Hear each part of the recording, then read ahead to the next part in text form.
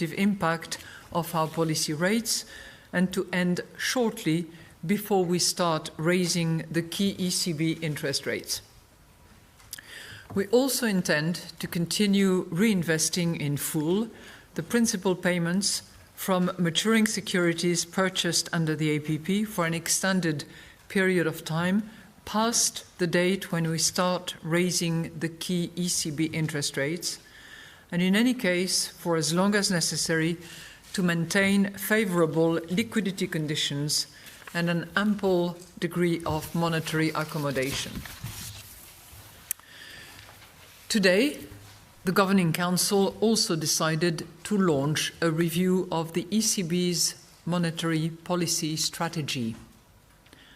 Further details about the scope and timetable of the review will be published in a press release that will come out at 3:30. Incoming data since our last meeting are in line with our baseline scenario of ongoing but moderate growth of the euro area economy. In particular, the weakness in the manufacturing sector remains a drag on euro area growth momentum. However, ongoing, albeit decelerating, employment growth and increasing wages continue to support the resilience of the euro area economy. While inflation developments remain subdued overall, there are some signs of a moderate increase in the unfolding monetary policy measures are underpinning favourable financing conditions for all sectors of the economy. In particular, easier borrowing conditions for firms and households are supporting consumer spending and business investment. This will sustain the euro area expansion, the build-up of domestic price pressures, and thus the robust convergence of inflation to our medium-term aim. At the same time, in light of the continued subdued inflation outlook, monetary policy has to remain highly accommodative for a prolonged period of time to support underlying inflation pressures and headline inflation developments over the medium term. We will therefore closely monitor inflation developments and the impact of the unfolding monetary policy measures on the economy. Our forward guidance will ensure that financial conditions adjust in accordance with changes to the inflation outlook. In any case, the Governing Council stands ready to adjust all of its instruments as appropriate to ensure that inflation moves towards its aim in a sustained manner in line with its commitment to symmetry. Let me now explain our assessment in greater details, starting with the economic analysis. Euro area real GDP increased by 0.3% quarter on quarter in the third quarter of 2019, following growth of 0.2% in the second quarter. The pattern of moderate growth reflects the ongoing weakness of international trade in an environment of continued global uncertainties, which has particularly affected the euro area manufacturing sector and has also dampened investment growth. At the same time, the services and construction sectors remain more resilient, despite some moderation in the latter half of 2019. Incoming economic data and survey information point to some stabilization in euro area growth dynamics, with near-term growth expected to be similar to rates observed in previous quarters. Looking ahead, the euro area expansion will continue to be supported by favorable financing conditions, further employment gains in conjunction with rising wages, the mildly expansionary euro area fiscal stance, and the ongoing, albeit somewhat slower, growth in global activity. The risks surrounding the euro area growth outlook related to geopolitical factors, rising protectionism, and vulnerabilities in emerging markets remain tilted to the downside, but have become less pronounced as some of the uncertainty surrounding international trade is receding. Euro area annual HICP inflation increased by 1.3% in December 2019 from 1% in November 2019, reflecting mainly higher energy price inflation. On the basis of current futures prices for oil, headline inflation is likely to hover around current levels in the coming months. While indicators of inflation expectations remain at low levels, recently they have either stabilized or ticked up slightly. Measures of underlying inflation have remained generally muted, although there are further indications of a moderate increase in line with previous expectations. While labour cost pressures have strengthened amid tighter labour markets, the weaker growth momentum is delaying their pass through to inflation. Over the medium term, inflation is expected to increase, supported by our monetary policy measures, the ongoing economic expansion, and solid wage growth. Turning now to the monetary analysis, broad money, M3, growth stood at 5.6% in November 2019, broadly unchanged since August. Sustained rates of broad money growth reflect ongoing bank credit creation for the private sector and low opportunity costs of holding M3 relative to other financial instruments. The narrow monetary aggregate M1 continues to be the main contributor to broad money growth on the components side. The growth of loans to firms and households remained solid, benefiting from the ongoing support provided by our accommodative monetary policy stance, which is reflected in very low bank lending rates.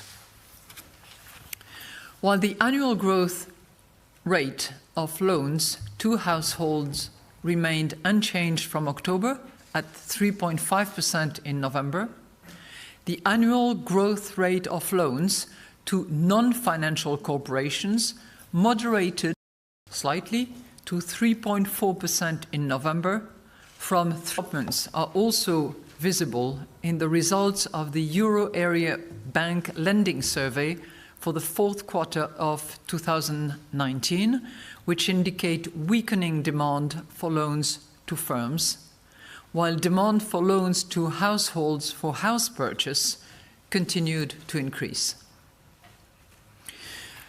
However, credit standards for both loans to firms and loans to households for house purchase remained broadly unchanged, pointing to still favourable credit supply conditions. At the heart of all great teams is the power of a monetary policy stance will help to safeguard very favourable bank lending conditions and will continue to support access to financing across all economic sectors, and in particular for small and medium-sized enterprises. To sum up, a cross-check of the outcome of the economic analysis with the signals coming from the monetary analysis confirm that an ample degree of monetary accommodation is still necessary for the continued robust convergence of inflation to levels that are below but close to 2% over the medium term. In order to reap the full benefits from our monetary policy measures, other policy areas must contribute more decisively to raising the longer-term growth potential, supporting aggregate demand at the current juncture, and reducing vulnerabilities. The implementation of structural policies in euro area countries needs to be substantially stepped up to boost euro area productivity and growth potential, reduce structural unemployment, and increase resilience. The 2019 country-specific recommendations should serve as the relevant signpost. Regarding fiscal policies, the euro area fiscal stance is expected to continue to provide some support to economic activity. In view of the weak economic outlook, the Governing Council welcomes the Eurogroup's call in December for differentiated fiscal responses and its readiness to coordinate. Governments with fiscal space should be ready to act in an effective and timely manner. In countries where public debt is high, governments need to pursue prudent policies and meet structural balance targets, which will create the conditions for automatic stabilizers to operate freely. All countries should intensify their efforts to achieve a more growth-friendly composition of public finance. Likewise, the transparent and consistent implementation of the European Union's fiscal and economic governance framework over time and across countries remains essential to bolster the resilience of the euro area economy.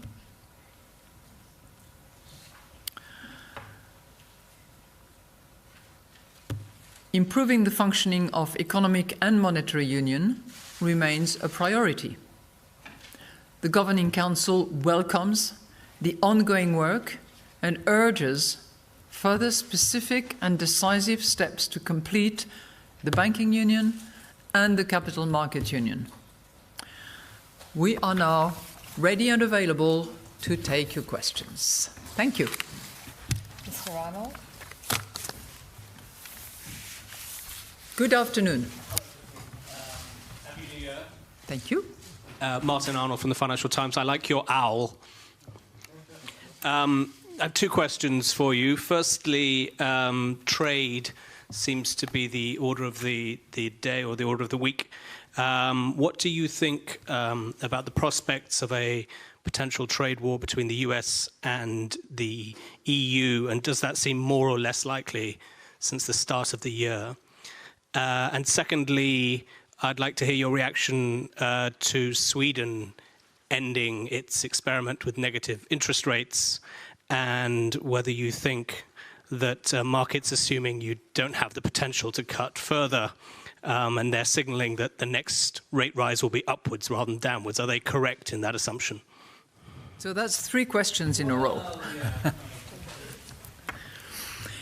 Okay, on the trade front, I think you're quite right in signaling that trade is actually an important element in our considerations, and particularly in assessing the downside risk.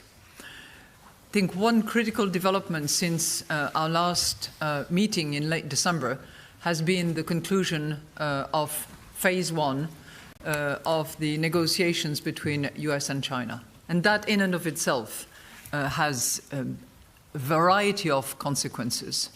It has consequences in relation to uncertainty. It certainly has slightly reduced, if not vanished, but it also has consequences in terms of international trade at large and indirect consequences for those regions or countries around the world from which trade will be diverted in order to deliver on that phase one. So this is something that our teams are looking at very carefully to assess exactly what will be the impact on a net basis for the euro area. In terms of the trade relationship between the US and the EU, I took some comfort from the meeting that was concluded a couple of days ago between the President of the European Union Commission, Ursula von der Leyen, with the President of the United States. And while we all know that the results of those meetings are preliminary, the tone and the determination on both sides to draw positive conclusions from that meeting and to indicate determination to pursue the negotiations and the approach to the trade relationships between the EU and the US, I think is to be taken as a positive signal. I know that the President of the Commission will be visiting the United States in February. I would expect continued work to be ongoing between the parties by then, and hopefully some positive developments out of that February visit. But clearly we're going to monitor that very carefully and see what the signals are with due consideration for the limitation of signals relative to what the outcome of final negotiations can be. In relation to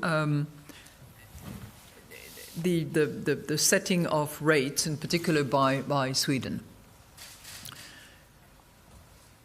I think I'll leave it to the Swedish Central Bank and to Stephen Ingves to actually indicate on what ground, for what reason, there was a determination to actually return, for the moment at least, to a zero interest rate. My understanding of his conclusion is that there had been a positive outcome of that period of negative interest rates, and drawing from that to actually return to the zero rate where they are at the moment.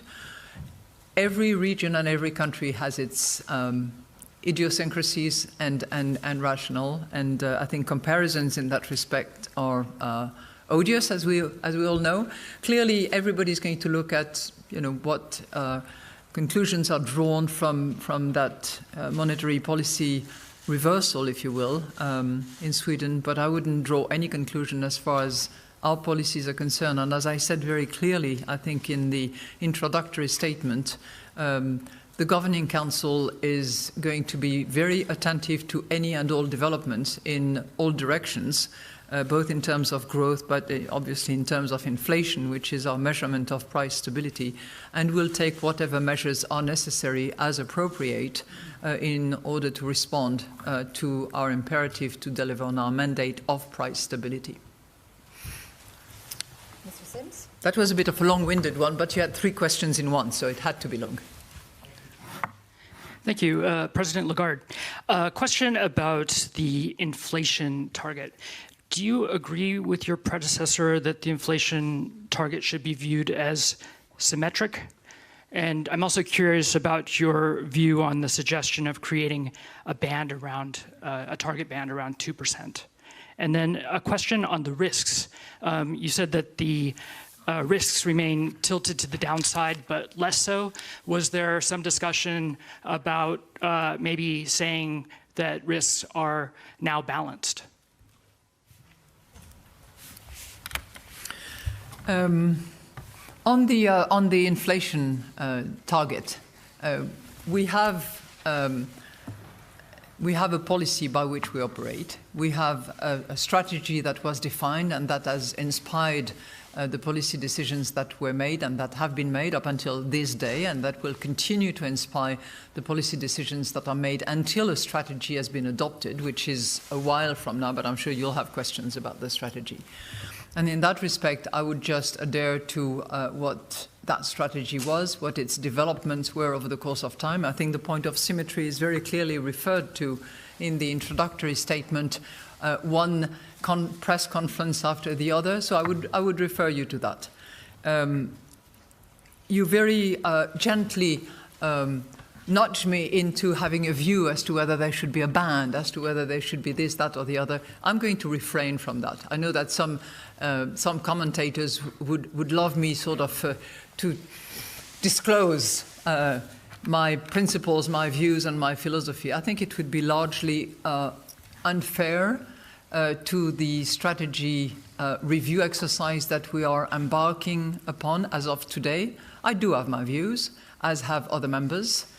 My mission as president of the Governing Council is to harness all the views around and to make sure that we come to as close as possible a view that is shared by all in order to have as consistent and as effective a monetary policy in order to deliver on our mandate.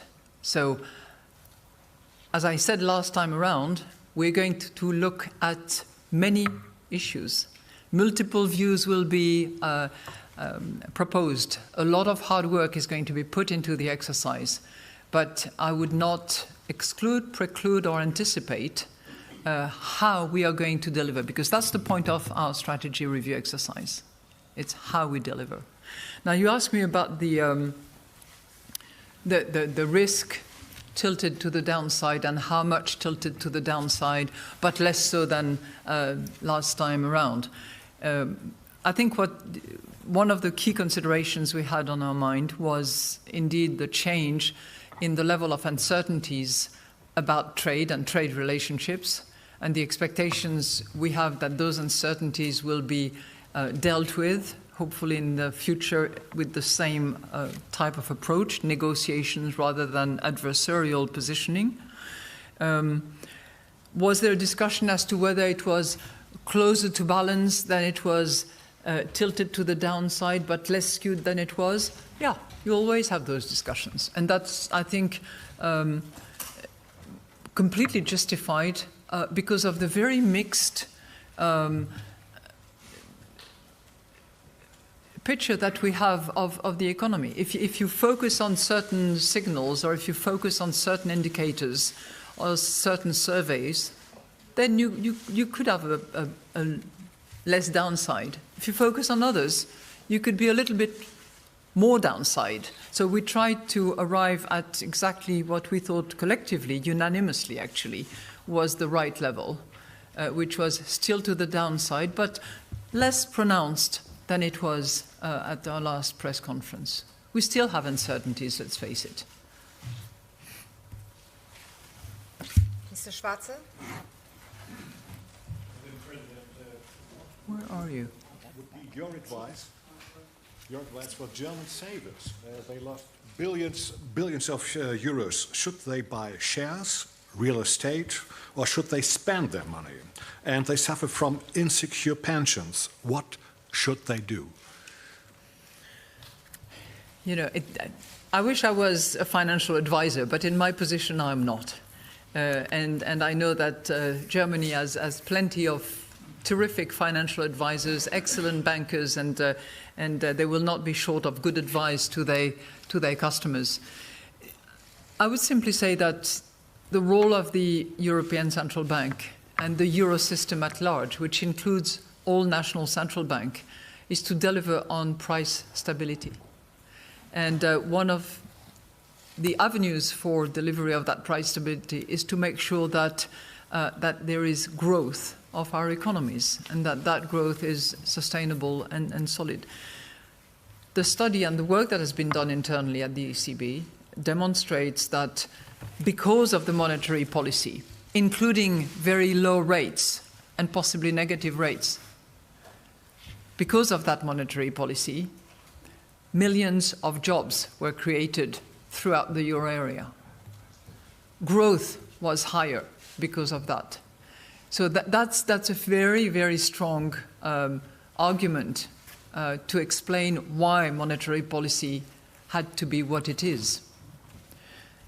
As you have noted in my introductory statement, and I don't differ from my predecessor on that front, I think having amplifiers of our monetary policy by having the right fiscal policy, be it by way of additional spending or reduced taxation, for those countries that have the space to do that, would certainly help in that regard.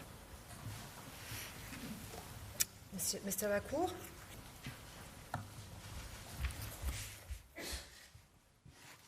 Jean-Philippe Lacour, Agence France Presse. Bonjour, Madame la Présidente. I will follow up in English. I have a question on the strategy, because at the beginning of your tenure, you said, I want to dust off the language of the bank to help the citizens to understand what the bank is for. And now, you know, the most citizens, are they savers or are they borrowers? They have just one thing in mind: when will the ECB raise the rates? And the one announcement you are doing today is, yes, we will launch a new strategy. So could you maybe explain now, right, a long-distance exercise? And my second question is,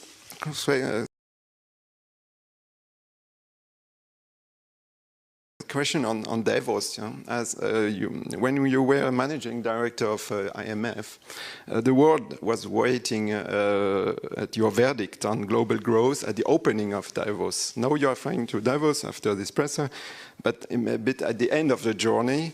And I'm asking a question, will it be not accurate to skip the January presser, so you and the member of the GCs will have more time to spend in Davos and then meet the elite and the VIP of the world, because it will be the same each year. I mean, the calendar is like it is. And maybe more generally, do we need 8 pressers then per year? Because a lot of analysts think, when you see the previews of the analysts, it is offered no change, no change, no change for this year. Could be different in the future, but would it be something maybe the strategy will discuss on the frequency of the monetary policy meetings with the presser? Thank you. Well, first of all, I regard our governing council, our deliberations, our scrutiny of the economy and our determination to deliver on price stability as our mission and my mission. So yes, there are very interesting phenomena going on in the world. There are great conferences and great seminars to attend.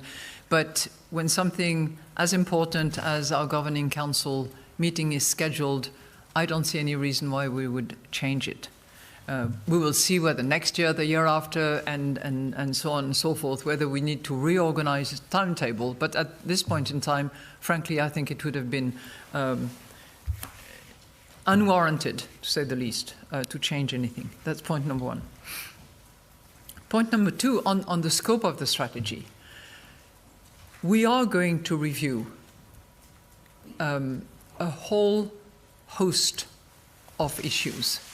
So yes, it will have to do about how we deliver, how we measure, what tools we have, and how we communicate. And it will really encompass the entire communication approach when it comes to decision-making, to publication, to the use of language that we have, to the outreach, to the engagement with all stakeholders. All of that is going to be part and parcel of the strategy. So it's a broad exercise. And I think it touches on your first point. My commitment was really to be able to listen to the expectations of the people, to better understand their economic concerns and their imperatives and how we can deliver on them.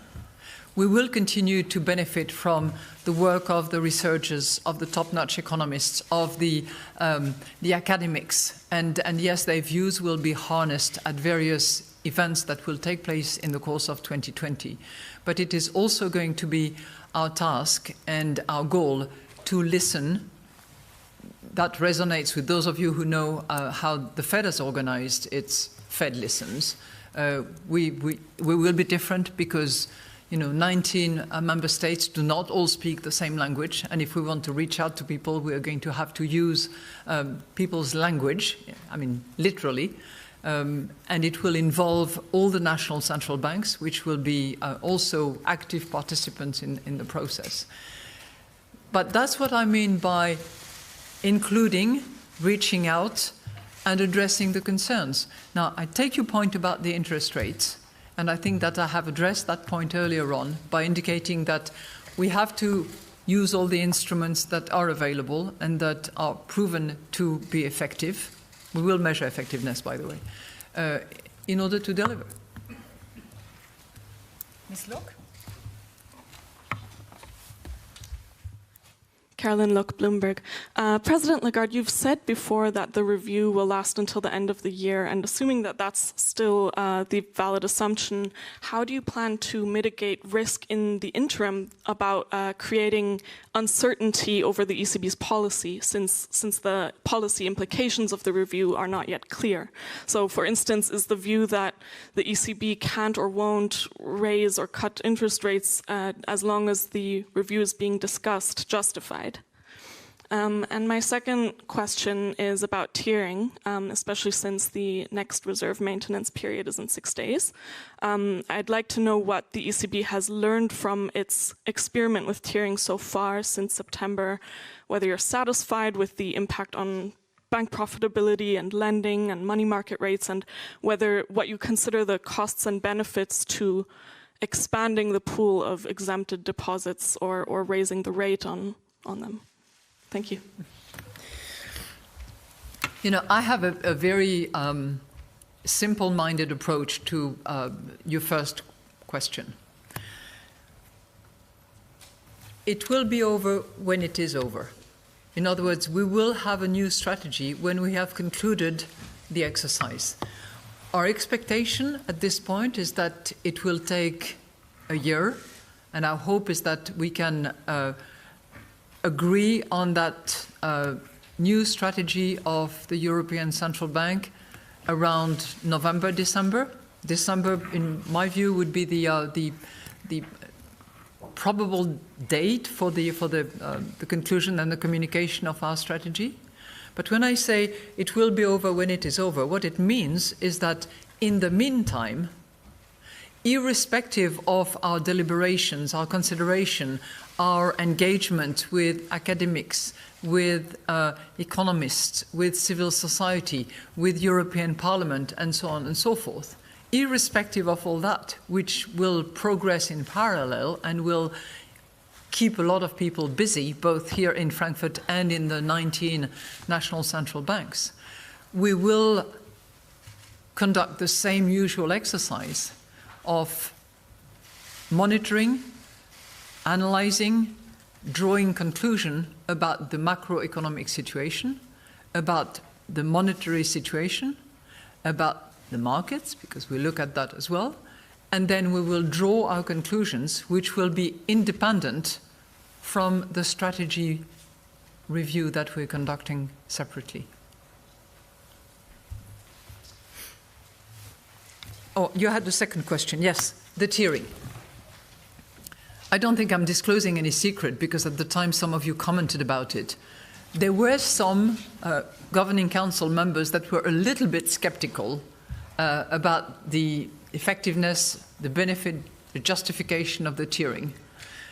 I think the overall view, I think it was unanimous actually, I didn't hear anything to the contrary, but the unanimous view is that the tiering system is operating extremely well.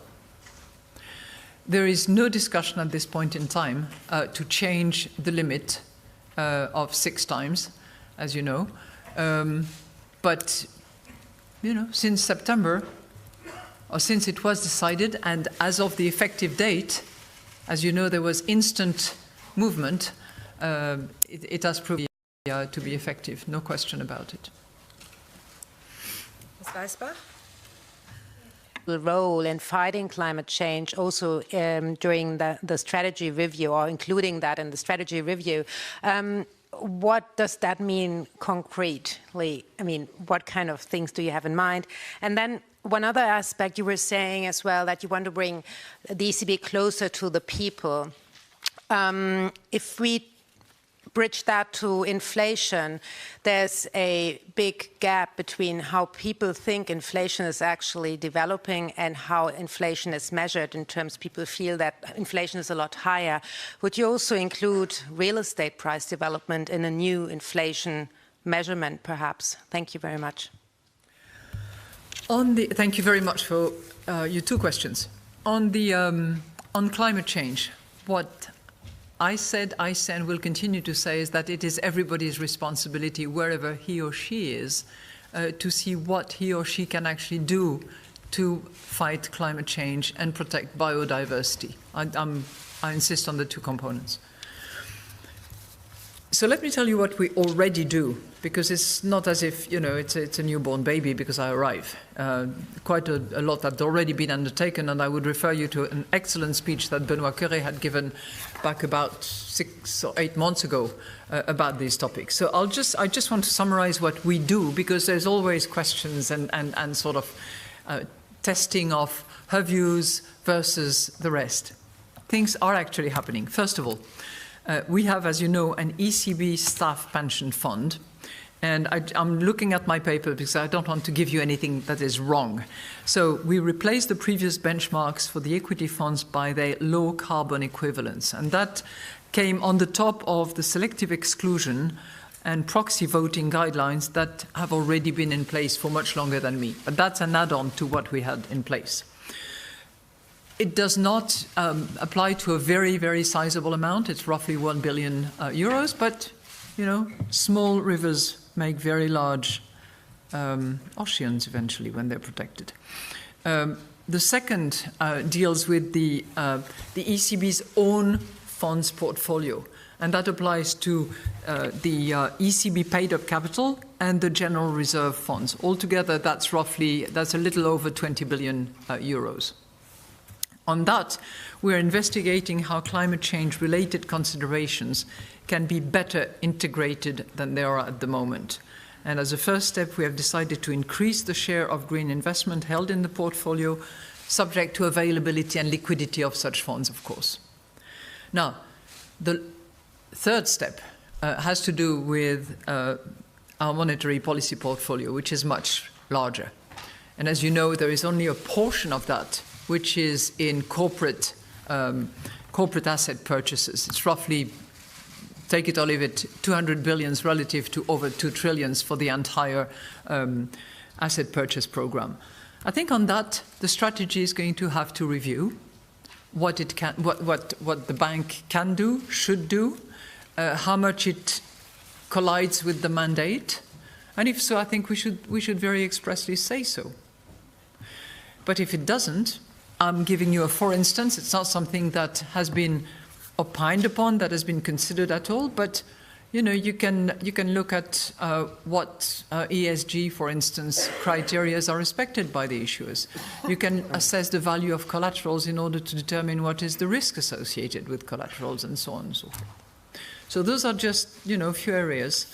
In addition to that, there is work also that is ongoing in various departments at the ECB to make sure that the climate risk is actually embedded in the work that they do in terms of risk assessment, in terms of models, in terms of their forecast, and you know, this is work in progress. It's not something that is completed and that is finished. I will myself finish with the area of financial stability, because there is also work going on in order to define better stress testing, and that framework normally should be completed at the end of 2020 at the latest. This is work that is internal to the ECB, and that is separate from what the SSM is doing as well separately. We also have, together with the European Systemic Risk Board, we have a pilot framework that is under review as well, and which should be completed as well in the fall of 2020.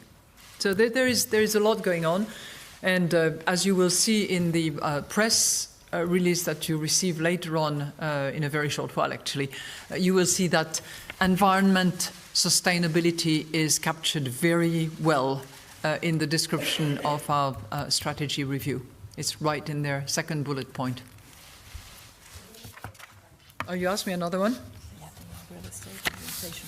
Oh, yes. Real estate. As I said, we will not leave any stone unturned. And how we measure inflation is clearly something that we need to look at. Are we going to resolve the issues? I doubt it. You know, clearly the issue of housing and the distinction between the home owner occupancy versus the